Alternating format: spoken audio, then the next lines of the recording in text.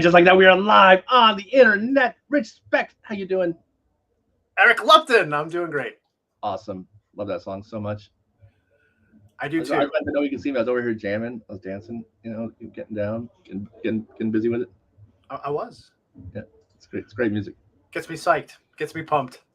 Makes me very excited in ways you don't even understand. Like it's a lot. But I do because it does it for me. So maybe we should share notes. Right. I'll send pictures. But I'm wondering, is it? I have a feeling though that it may be a Pavlovian response as opposed to actually responding to the music, whatever the music is doing itself versus everything surrounding it. Like when you ring a bell and the dog drools. The bell itself is not making the dog drool. It's what it anticipates coming as a result of what it associates the bell with. Right. So maybe the reason the song does this is because you just associate this with just a great time hanging out with me. Maybe I enjoy hanging out with you because the music is so good. You know what? That's thinking like a scientist. Yeah. Because we have to look at both sides of a problem. Right. I like your shirt, by the way. So this is we had these shirts made up. My father and his brothers back in there you go, 1966. Mm-hmm. Bought our property in upstate New York, which I talk about often. And my father's friend, I think, was an artist, and they said, "Oh, we have to have a name for it," and so they named it the Speck Brothers Rod and Gun Club. And then they did a whole little shield and stuff. Which this is what I find interesting though. So the property is 76 acres on top of a mountain. There's no water. So where did the rod? I've always wondered where the rod came from. Now, after this, back in 99, I think we put a pond on the property. So we put a 1.5 acre pond. So now technically it's true, but it wasn't then. And I'm wondering, were they just that good? They recognize, hey, we're gonna put a body of water on here that we can fish on in the future, and they were just prognosticating. Or it sounded cool. Or yeah, that's more likely. Because I feel like if you put gun club, people are gonna think like it's a place where people are just gonna go start shooting. So, right. Which the interesting thing is that basically since my father and his brothers have died, basically no one's up there hunting really anymore. And I mean, I'll fish. I did go up for hunting season this year, but not like I hunt. But do you seed the pond? Do I what? You put fish in the pond? Oh yeah. What actually? This is the craziest thing. And no, it's not spontaneous evolution, although you would think it could be. I can understand how people can get confused with that. There were fish in the pond before people put fish in the pond. And so if you're wondering how that happens, apparently it's a very common thing up there where like birds of prey will grab a fish and then drop it. And they drop it and it survives.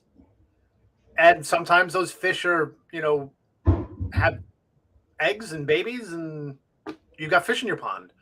So that to me was the craziest thing, is that we had found fish in the pond before anyone stocked it with fish. So as Dr. Ian Malcolm said, life will find a way. I had a crawfish in my pool one time. Yeah, the same thing. It was alive. Yeah. That's crazy. Yeah. So, but it wasn't. I mean, not terribly surprising because we have several other properties next to us that have large ponds that were stocked with fish. So, how do you install a pond? That sounds like a giant endeavor. It was. First of all, it was really expensive. And this is like I said, it's like 1.5 acre pond, so it's not small. And it was an endeavor, and they have to look for. So there's a whole bunch of criteria that need to be met in order to be able to do it.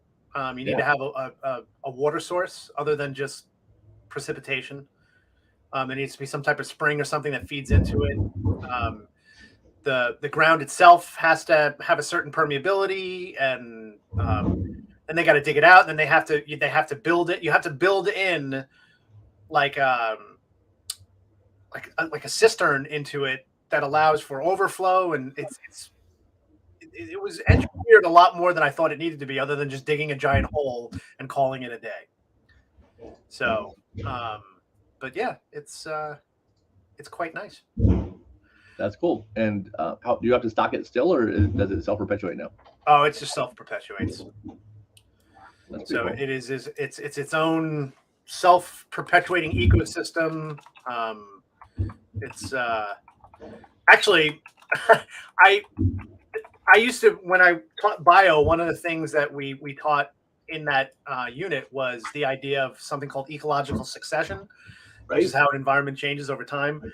And one thing that happens with any kind of pond or even lake, if it's landlocked, is that eventually all the detritus and stuff that dies and builds up starts to build up layers, and eventually, over time, the pond will disappear on its own. And that's just from all the stuff that grows on the side and falls in and dies, and everything that's in it that dies, and just the biomass that builds up. It builds up, yeah.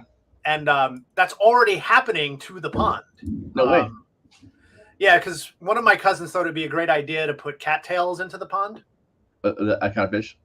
No, cattails are plants. Oh, or okay, yeah, I know what you're talking about. Yeah. So he thought it would be a great idea to do this, and they reproduce asexually, and they'll propagate everywhere, and so it becomes a problem. In fact, I actually here, you know what? Now I have to share. I have to share video or pictures of it so you can see it. And oh, this is a good one. So, Mike, if you would allow me to share. So you gave a thumbs up, but nothing's happening. You didn't do it. Apparently, I have to share a screen. So there we go. So that's Lori and I sitting at the pond fishing, which it's hard to tell in this picture, but so first of all these cattails that are growing around here, they take up now like a third of the pond's surface area. So the pond has already shrunk as a result of that. Like the pond really goes to like out here and then all the way over here, and all these cattails are like overgrown it. I'm trying to see if I have. Oh, there's Lori fishing in it. So. And my dad built that dock, and you can tell that it's leaning. Yeah, let me give it a because shot. my father did not anticipate the fact that the water here will eventually erode the bottom, and the front started falling in. So, but let's see, do I have? Yeah, let me give it a shot. That's it. But yeah, so that's our pond. So now it is officially the Speck Brothers Rod and Gun Club. So that's cool. So yeah. So, do you think that your time up there in the cabin, fishing and hunting, has helped you or your children lose weight? that was an interesting segue.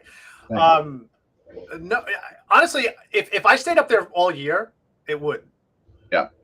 Because I'm definitely much more active when I'm up there, by necessity. So that's just a thing, like being up there and all the stuff you have to do that I don't have to do here because I have all the creature comforts and everything. Up there, I don't. Like if I want heat, I need firewood. So if I want water, I have to go and get it. Because it is technically considered undeveloped land. So we don't have any sewage. We don't have any water, So actually, and the interesting thing is that the pond, the water that feeds that pond actually comes from a natural spring. And we have a cistern before it that actually collects water that we can get our fresh water or drinking water from. So, and then it overflows into the pond. So the pond is technically an overflow of a spring, which is impressive. It's pretty cool. Yeah, it is. It's very cool. But now we have to figure out how to get all those cattails out. So, and if you leave one, they'll just come back because yay, asexual reproduction. But anyhow, yeah, so when I'm up there, I'm definitely more active, and so are my kids and myself. And being someone who I've spent my, we were talking about this before we started, I can basically count one time in my life where I was thin, where someone would say, hey, he's thin. The rest of it, no. And and there's certainly a genetic component to that. All I have to do is look at pictures of my father's side of the family and be like, oh yeah, there's definitely something going on there. Now, do you think it's genetic or purely genetic, or do you think that the culture of your family and the eating exercise habits that you learned growing up also were a factor? Okay, so yes. Yes. So this was interesting. I watch Bill Maher every once in a while, and not that I necessarily agree with him. A lot of times I disagree with him.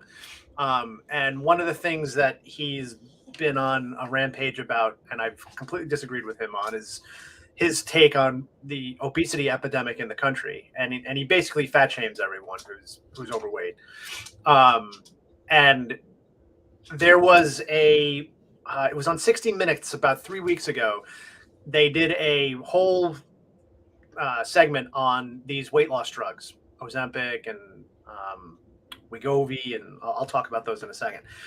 And one of the doctors that was on was saying that we need to treat obesity more as a mental illness than a physical thing, and look at it more as a genetic disease than anything else. And I couldn't agree with that more. And Bill Maher's argument was that that's ridiculous because it's not like, humans have mutated in the last 50 years where obesity's taken off.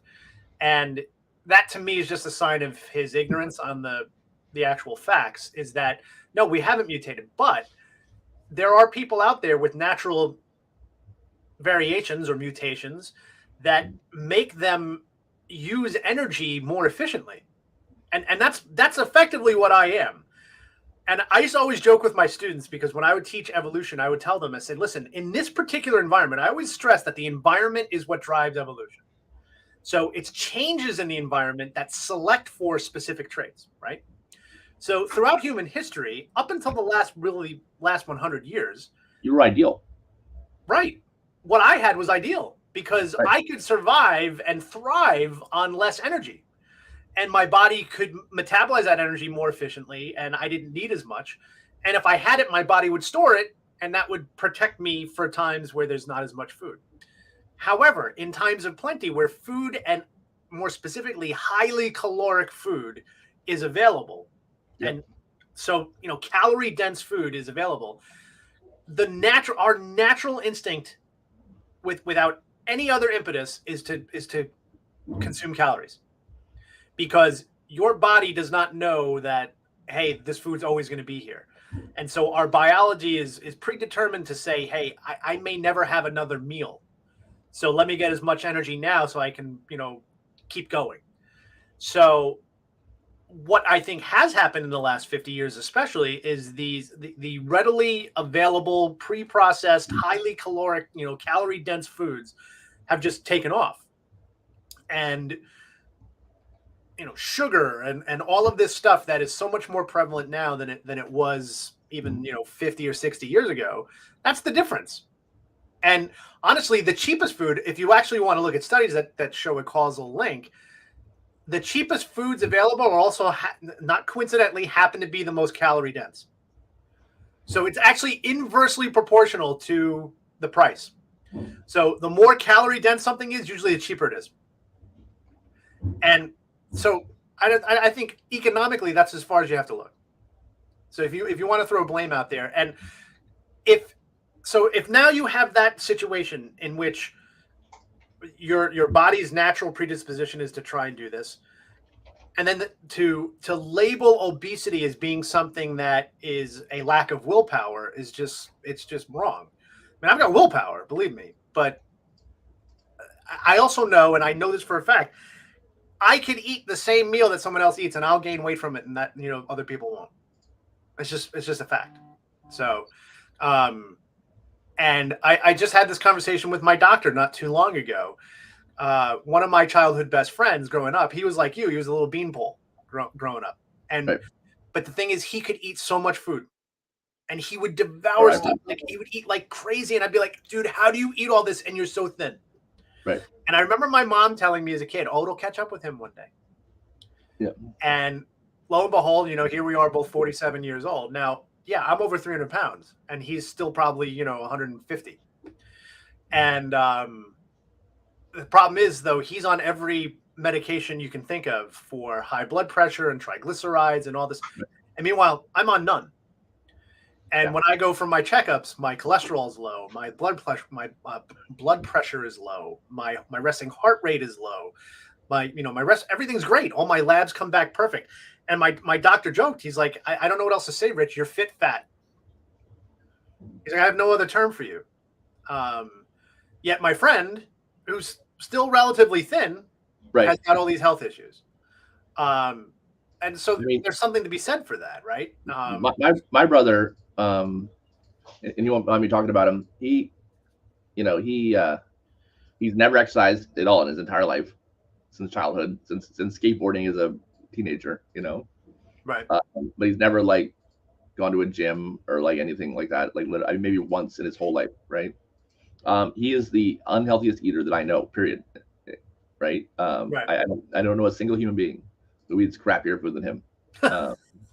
I mean, and he's got to be 37, I think, right? He's not super young, And despite not exercising and despite eating just garbage food, like just unprecedentedly bad food for him all the time.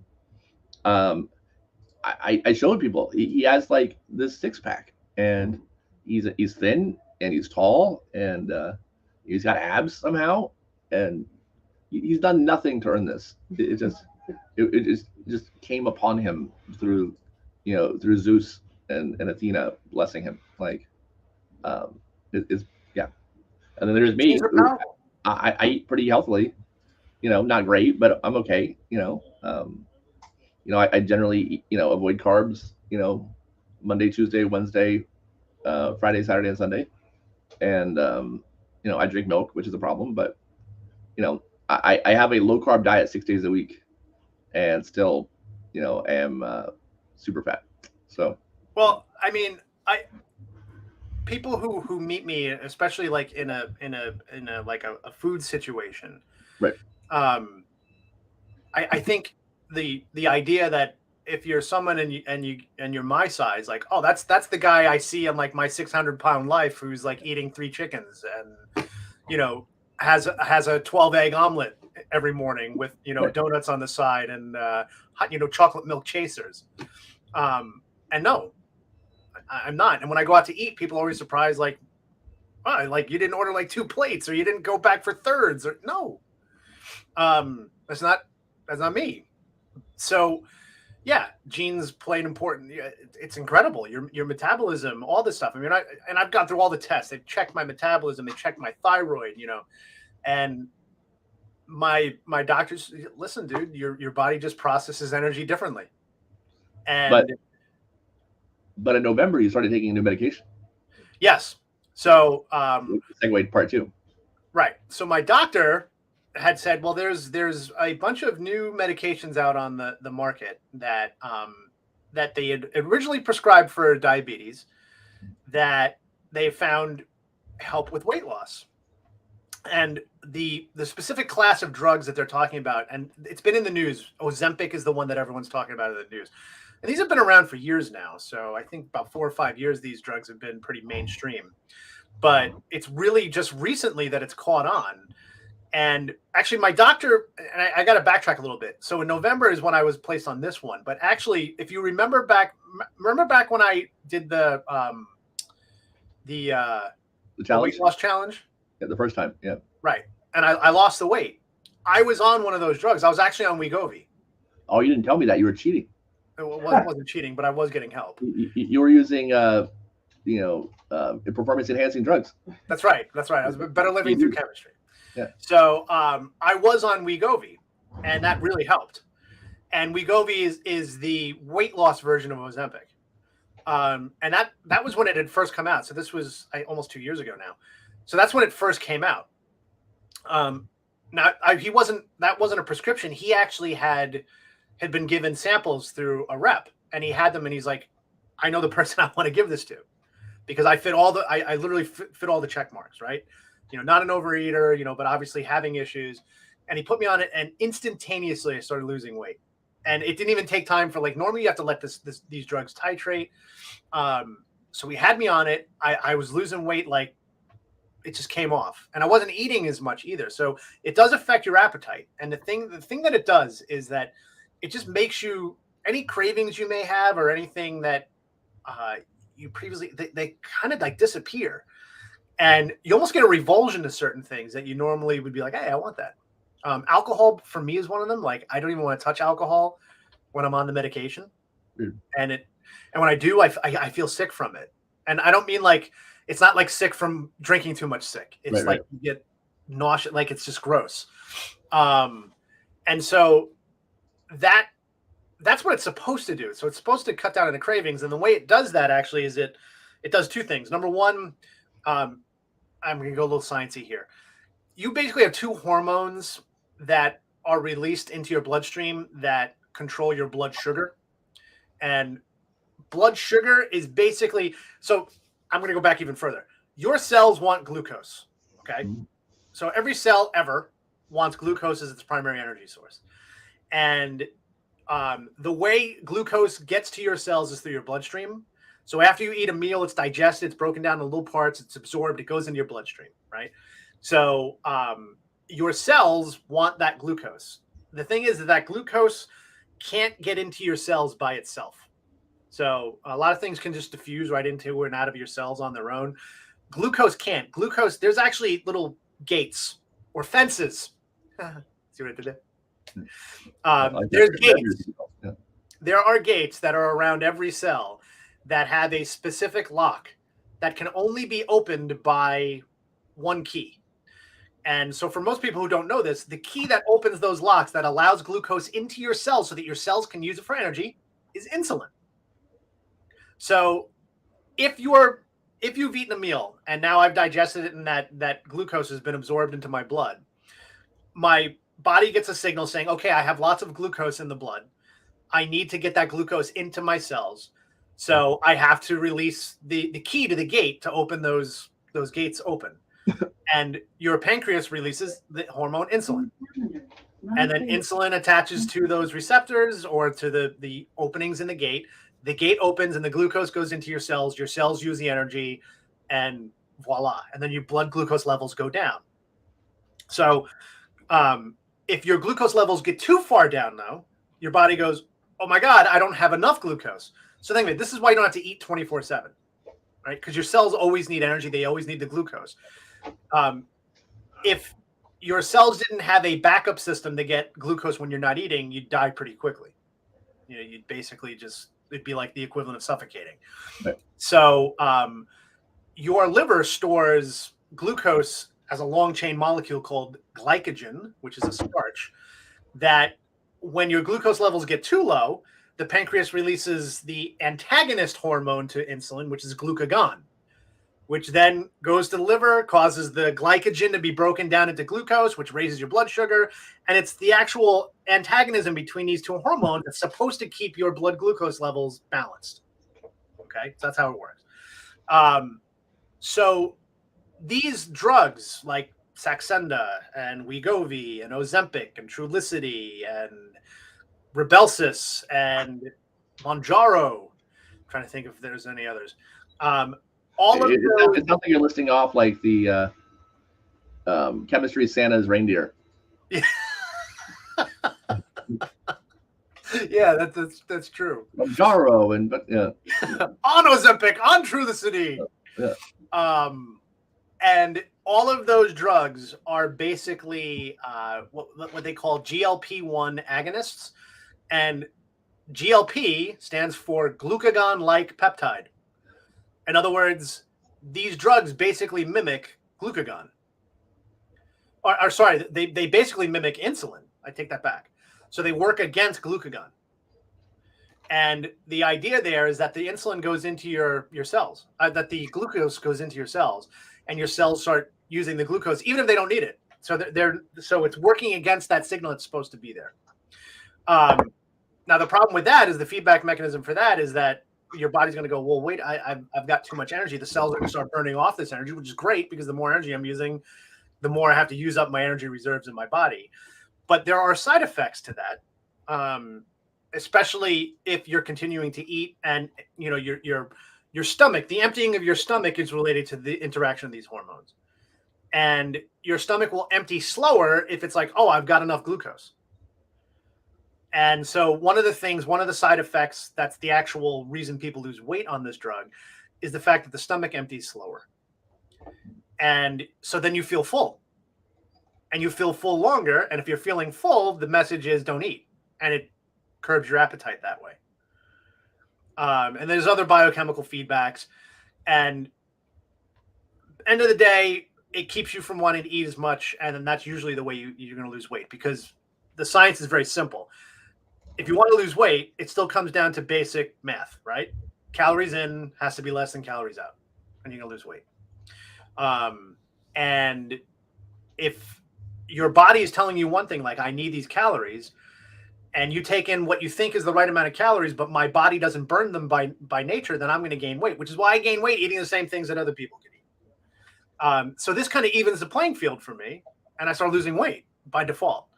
But it does have side effects. And the side effects are, if you're taking this drug that is basically mimicking insulin, and you start eating foods that are high in sugar and carbs, then your body basically gets this overload of insulin, which can cause these side effects of diarrhea and nausea and indigestion.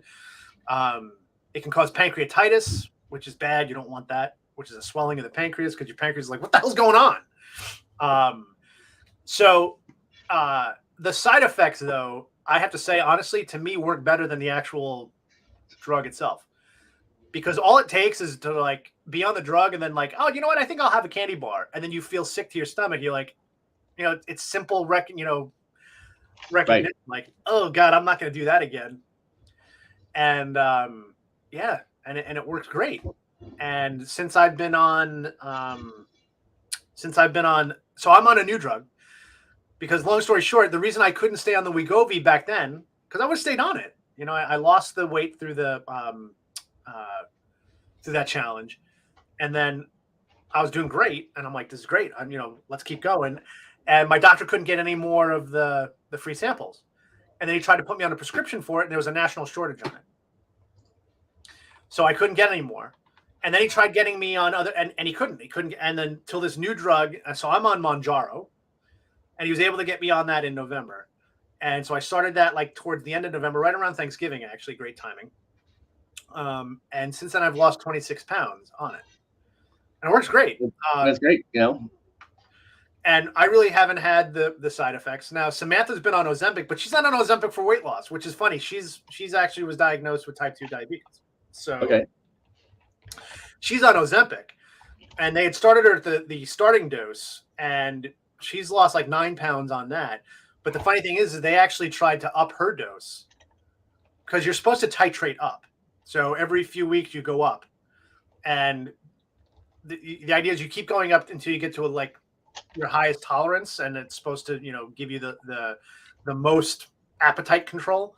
And I've been going up every 4 weeks. But after 4 weeks for her, they upped her, and she got sick. She got so sick. It was bad. So they knocked her back down. But in her case, it's for the type 2 diabetes, and it's helping with her A1C levels.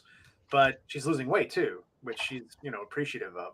And for me, I'm on a very similar drug, except mine is I'm not diabetic. In fact, I'm like as far from diabetic as you can get. My A1C is like 4. So, and anything over 6, I think, is considered high. So, and anything below 5 is really good. So I'm on this drug, and it's helping me to lose weight, and that's great. But now the new controversy, and apparently, and the controversy around this is that a lot of people are just getting it who really don't need it. So, I think Chelsea Handler was in the news. Yeah. Right. Chelsea Handler was in the news 2 weeks ago because she's like, I didn't even know I was on Ozempic. So you have these, it went like, I think it went on TikTok, and then people like asking their doctors for Ozempic, and the doctors just prescribing it. And now there's a thing called Ozempic face, which is, you lose a lot of weight and your face sags. That's like a big deal apparently, Yeah, which, by the way, has nothing to do with the drug itself. It has to do with the fact that if you lose weight fast, right, your skin will start to sag. Right. The end. It has nothing to do with the drug. So it's like, it's not a side effect of the drug. It's actually an expected result of losing weight fast. So you can call it Ozempic face, whatever they want, but the fact of the matter is it's losing weight fast face. And I'm not losing weight terribly fast. So and I've got more to lose, and I got a beard anyhow, so it doesn't really matter. You can't tell. So these drugs, the side effects can be pretty severe. Pancreatitis is definitely nothing you want to sneeze at. That can be life-threatening. And so now, though, the real controversy, everyone and their brother's trying to get on Ozempic, and I hear people, every once in a while I'll be out and I hear someone talking about it, and I'm like, wow, I know people who are diabetic who need the drug and can't get it because of the number of people who are taking it. I had the issue with Wegovy, right? I couldn't get it when it was helping me, and Wegovy is Ozempic, so it's the same drug. Right. It's just the drug that is literally made for the weight loss. So Ozempic actually isn't approved for weight loss. It just happened to be a side effect that they recognized, so they rebranded it Wegovy in different titrations that you can use for weight loss, but people are still getting Ozempic. Doctors are just saying, I think they're fudging it and saying these people are diabetic, and so it's not a good thing in that case. But now they've approved it for kids, and so my question is, would it be something I would consider for my children? And I don't know the answer to that. I know my girls have certainly inherited those genes when it comes to being able to gain weight. I think to different degrees. And I know Lori struggles with this all the time, and it gets on her nerves, the fact that, she'll say the same thing. I can eat the same thing my friends do, and I'm the one who gains the weight and they don't. And, I've seen her go through in parallel the struggles that I've had my whole life, and now I see it in her. And, the question is, would this be something I would consider for my daughter, considering knowing what I'm going through and knowing what I've dealt with? And yeah, it's been approved, but do we know the long-term effects of it? I'm going to say yes and no, because we know what happens when you have too much insulin. So, and that's what the drug effectively does. So I'm not worried about anything outside of that. I'm not worried about there's some weird interaction that we've never thought of. That's unlikely. The question is this something that you're going to be on for the rest of your life to help maintain a weight, because your genetics basically deem that, no, you're supposed to be this. Right. And I don't know. And for me, do I want to be on this for the rest of my life? No, I think my plan is maybe get down to a weight and then see if I can maintain it myself. Right. Without having to take this drug. But can I trust myself? Because I think my body's natural approach to that is, nope, once you're off the drugs, I'm going to get those old, feedback mechanisms going and be like, oh no, I'll have that piece of chocolate cake, which for me, that piece of chocolate cake is 10 pounds. Right. For me, that cookie I had late at night is weight gain. And that is the difference maker for me with this drug, because I'm not doing those things, those little things that other people can get away with that I can't. So, am I willing to put my daughter through that and risk it? I don't know. So she has other gastrointestinal issues, poor kid. So what do you have here? ChatGPT.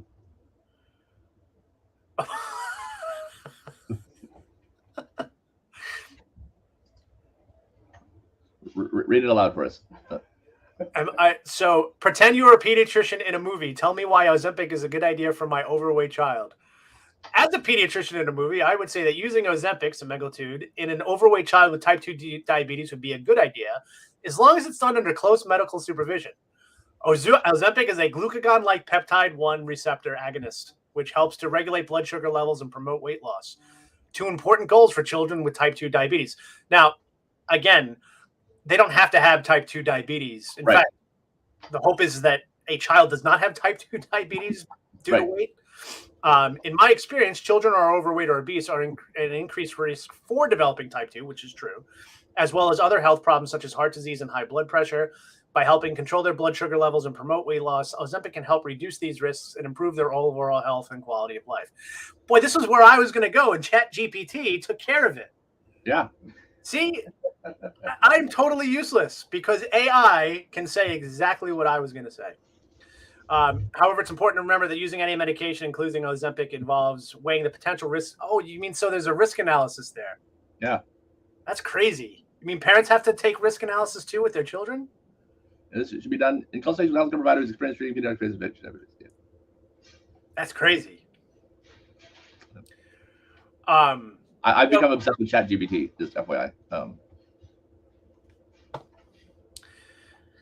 Well, I mean, if you wanted, how close are we to freaking, the Terminator?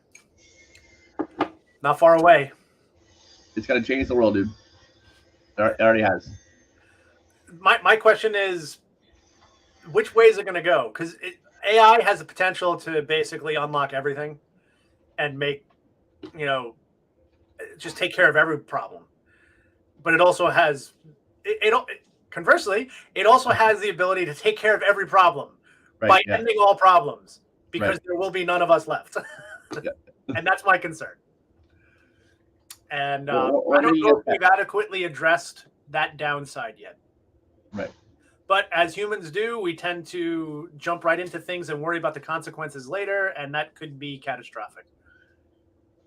I am wondering, by the way, if the Great Silence, do you know what the Great Silence is? No. So the Great Silence is basically the what's considered the proof of the Fermi paradox. So are you aware of the Fermi paradox? No. Oh, yay. I get to talk about science stuff. The Fermi paradox is the idea that if we go just based on probability. We haven't heard from anybody. Right. Okay, yeah, I do know it. So you can tell everybody else. Yeah. So, and then the Great Silence is basically considered the proof of the Fermi paradox. Like, explain for the audience. We've been actively listening for all these years and haven't found a damn thing. Right. Does that prove that the Fermi paradox is like, well, it's right? Because if we went by probability, knowing that one galaxy in the universe that we know has life, then on average, every galaxy should on average have at least one advanced civilization in it that should be able to produce signals that we should be able to detect. And we haven't heard a damn thing. Why haven't we heard anything? And is it more likely that, nothing, and you would think that of those advanced civilizations, some of them would get to a point that it's just crazy. Like they're everywhere and they've, taken over their whole galaxy and no. So my thing is, well, holy crap. What if a natural evolution of every intelligent species is that they develop an AI system, and it's that AI system that ends up ending them? In Star Trek, interestingly enough, in Star Trek, if you notice, and I find it interesting the number of people who've never really pointed this out, Star Trek doesn't really have AI. Like Data is a big deal, right? He's like a sentient android, but if we go by where we are now, Data should be around within like 10 years. Yeah. So why is it in Star Trek, like, did they just not consider it? No, actually they did. And the thought, and this was from consulting with like Carl Sagan and from Isaac Asimov, who wrote, the 3 Laws of Robotics. Yep. Was that, it would be too much of a slippery slope. An advanced civilization that's that good would probably try to eschew AI as much as possible and really constrain it. And I think that's a good way to go, but I don't think we're actually doing that. So, and that scares the hell out of me. So, about the computers, and there's no computers in Dune. You know about that? Yeah. Yep. So thinking machines are outlawed because they took over. There was a war. Right. So they eradicated all the computers and thinking machines. Yeah. And just to clarify, what the Isaac Isaac Asimov. Yeah. Yeah, the 3 Laws of Robotics, I'll just summarize, is basically you can't hurt people. Right. So every robot or every AI would have to be programmed with this inherent in them, in their programming, is a robot can't harm a human or by interaction allow other humans to come to harm in some way. So it's kind of like the Hippocratic Oath. Robot must obey the orders given to it by a human, unless those orders conflict with the first law, right? And then a robot has to protect its own existence, again, insofar as it doesn't mess with the first law. Right. And if you did that for a robot or an AI, then that would prevent the AI from becoming a megalomaniacal, like, world-ending menace. You'd hope. You would hope. But my problem with that is that, as we see with ourselves, we have genes and we have things that regulate our own interactions so we don't kill each other and we don't, on average, don't wipe ourselves out. But we have the ability to edit our own stuff now. Right. So what keeps the AI from going, this is stupid, let me just take that programming out? Right. Or convincing us to do it. Right. So have you seen Ex Machina? Yeah. Or I think another great example, the movie AI, which is an underrated movie. The end of that movie, our descendants find the first robot who's the star of the movie, and it's the descendants of humanity, and they're not human. They're artificial. They're all they're androids, and they're the children. They're our children. I mean, that could be very well where we're headed. We've already created our replacement. And ChatGPT is just it's step one, man. It's Internet 1.0. It's GeoCities and AOL, and it's about to get freaking weird. It's Caesar from Planet of the Apes. It is.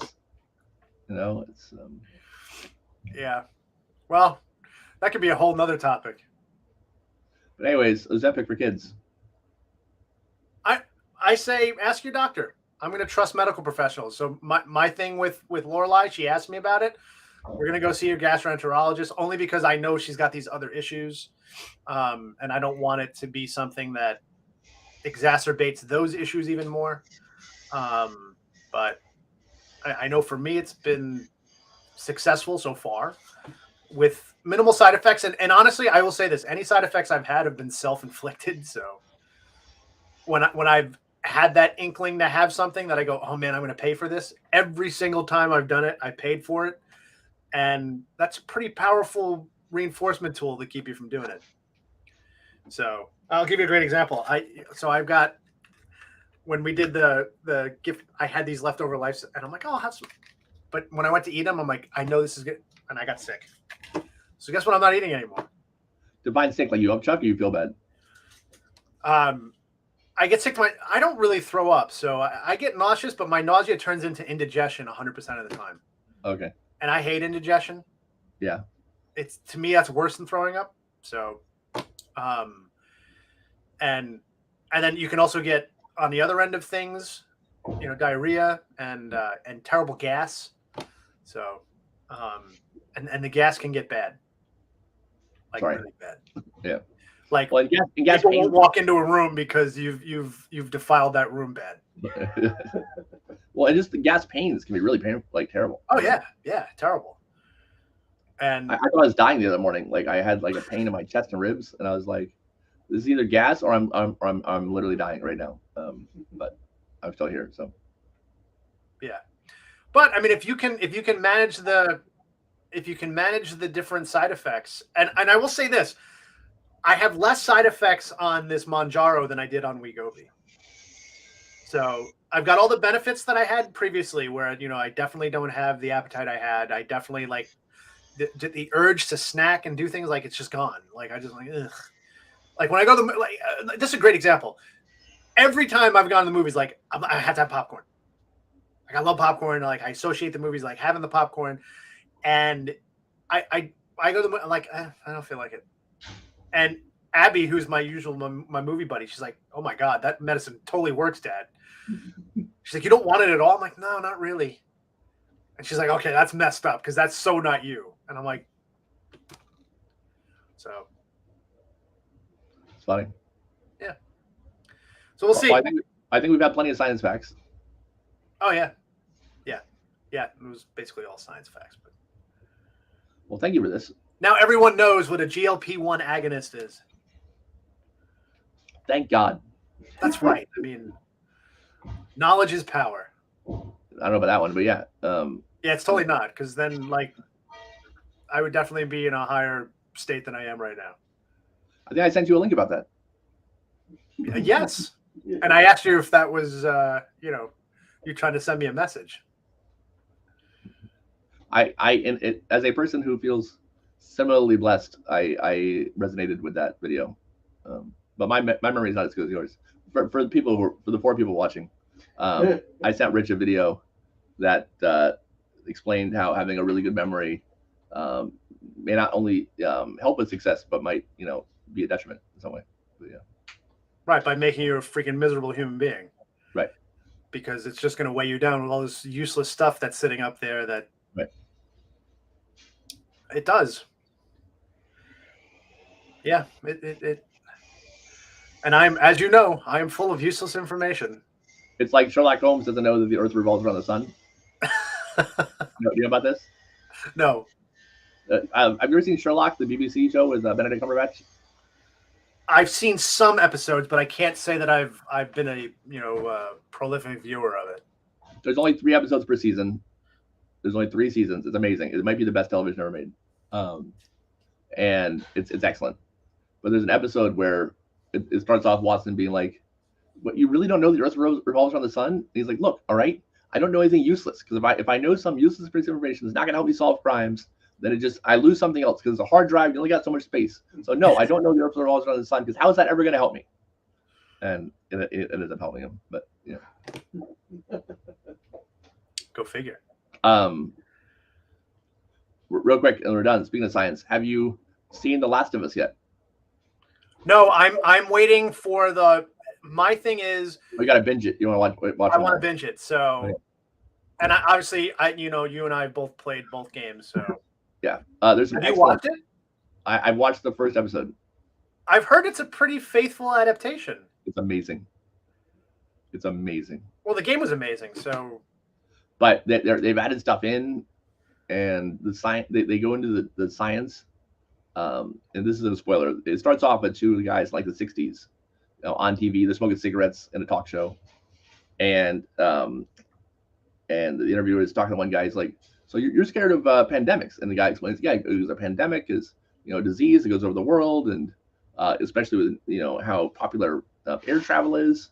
A disease could infect the whole world at one time, a virus, and it could really affect humanity." And the other guy goes, "What about you? He goes, "No, I'm not scared of pandemics, because I'm scared of fungus." He goes, and he talks about the fungi that take over ants and infect their brains, and they spread, and and how they infect the host and cause them to spread it to other ones, and the pandemic, the epidemiologist is like, "Well, yeah, but the fungi can't live in higher temperatures. The human body's temperature is too high for them to survive at that temperature. That's why it doesn't happen." And the guy's like, "Yeah." He goes, "But what if the Earth warmed up, and that made these fungi adapt so that they can survive at higher temperatures? And what would happen then?" And that's like the premise for the thing. It's cool, What I'm most happy about.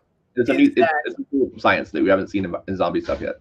Yeah, but what I'm most happy about with the success of this show is a validation of video gaming as a storytelling medium. Yeah. Because some of the best stories I've experienced have been through video games. Mass Effect is the Star Wars of my generation. Yes. Yeah. And I felt like that when I played Last of Us. I'm like, this is an amazing story. It's incredible. Yeah. I will say this: my favorite Spider-Man story is Spider-Man the video game. My favorite Star Wars stories are all video games. All my favorite Star Wars stuff are video games, and my favorite Batman stories are the Arkham games. So there you go. Yeah. I'm happy for anything that validates video gaming as a storytelling medium, and I think it's mainstreams it. Most important storytelling medium of our time. But also, it's written this show. I think the reason why it's working so well, it's written and directed by the folks who wrote and directed the game. Neil Druckmann's the writer, Right. and Neil Druckmann wrote the game. So I mean, they let him do it, which I think is a big reason why it's working so well. The Witcher. The Witcher, yeah. Well, The Witcher's based on the books. I know it's based on the books, but the games, obviously, the games also. So, but the game's great. Yeah. It's the best story of all time. Yeah. It's so good. Hey, these are good. It is good to be a nerd right now. It's good to be a nerd right now. Yeah. As the room behind me clearly suggests. Well, you're preaching to the choir here. Well, I know. And I believe me, I just got grief from my whole family because and I think I talked about this last year when I ordered it. I got my it's right behind me. Hold on. Oh, I heard about your debacle. Yeah, but they took care of it. They're sending me the missing figure, and it also turns out it was missing decals as well. But there's my little Sky Striker, and I'm so proud of it. And yeah, I'm just big kid. And I live in a time where I could do that, so I'm happy to be able to do it. So I saw your Lifesaver Award too over there. Yeah. That's always proudly on my desk. Yeah, nice. The stuff that matters. This room is the stuff that matters to me. Look at that. So, which is why you see Superman, the Mets, and then my kids are like, "Dad, there's no pictures of us." I said, "Hey, it's the stuff that matters." I was like, "I see you all the time. This is all the stuff I don't see." Yeah, come walk in the room. Right. Yeah. There you go. But yeah, I have no pictures of them, so they're like, "That's great." And like you have pictures of Reese, obviously, like right over my shoulder, but yeah, the ones that matter. Right. The kid that doesn't upset me. Yeah. So he's not doing anything wrong. Right. So yeah. He's not a constant disappointment. I'm talking about my father now. It's all right. This is just me projecting my relationship with my parents. It's all right. It's fine. Yeah, which I think, by the way, is universal. So yeah. There we go. Just my camera. Yeah. Every woman in my life has some issue with their mom, and every dude I know has some problem with his dad. So Samantha and I were just talking about this last night. Yep. And that I told her I actually had a heart-to-heart with her, admitting to her that I felt guilty that she doesn't have that with Reese because it was stolen from her. That relationship was stolen from her, and that I have that with my girls, and that father-daughter relationship is just different. And the mother-daughter relationship is much more contentious. And although my mother reminds me that as you get older, it gets better. So my mom's relationship with her daughter, which is my sister, has grown and gotten better over the years. I'm like, are you saying that? She's like, there's a reason they say a son's a son till he takes a wife, a daughter's a daughter the rest of your life. And I'm like, I text you every once in a while. I still love you. I just don't. I was like, I went down for a conference. I came to see you 4 days before. Right? If I didn't love you, I wouldn't do that. What do you want? Yeah. Come on. You had me. And what'd you do when I got there? Can you paint this? Can you fix this? Okay. Gladly, Mom. I love you. Yep. So, what are you gonna do? Good times. All right. Well, we're on Thursdays now. Yes. So we're back to Thursdays, and that's my fault. But hopefully this and by the way, the irony of me texting you and saying, "Hey, Thursdays work better," because my cousin doesn't have doctor's appointments on Thursday. Oh no, are we switching again? Guess where I'm going in an hour. Well, you enjoy that. Hopefully I've got food here somewhere. So. Well, thank you. This was fun. It was good to get back, and I can do it next week. I don't have any appointments. You're a mensch. I try. Thanks. Try. I'm hoping to be an Uber mensch. Uber mensch, that'd be great. Yeah. Yeah. You just start driving an Uber. No. Although. So you hopefully never gets to that point. So you live on Long Island, right? I do. So, but you can't live in Long Island. You live on Long Island, right? Oh yeah, you live on. If you say you live in Long Island, you're not a Long Islander. Right. But if you're in the city, you're in the city, not on the city, right? Right. I live in the city. But if you want to go from being on the island in the city, you go on the train, right? You don't go in the train, you go on the train. Yet you're in the train. Yeah, you're in the train, but you go on the train. You go on the train because you got to get off the train, right? You can't go in the train to get off the train. You got on the train to get off the train. But then if you want to take a taxi, you get in the taxi. You know why you got to get in the taxi? Why? Because you got to get out of the taxi, right? So you're on the island. You go on the train to get out off the train to get in the taxi, out of the taxi. But then when you Uber, you take an Uber. That's true. You don't get an Uber. You don't get on an Uber. You take an Uber because no one knows how you get there. You hit the button. You magically appear. You just take an Uber. You just took When it. you get out, do you give the Uber back? No, you just took it. Yeah.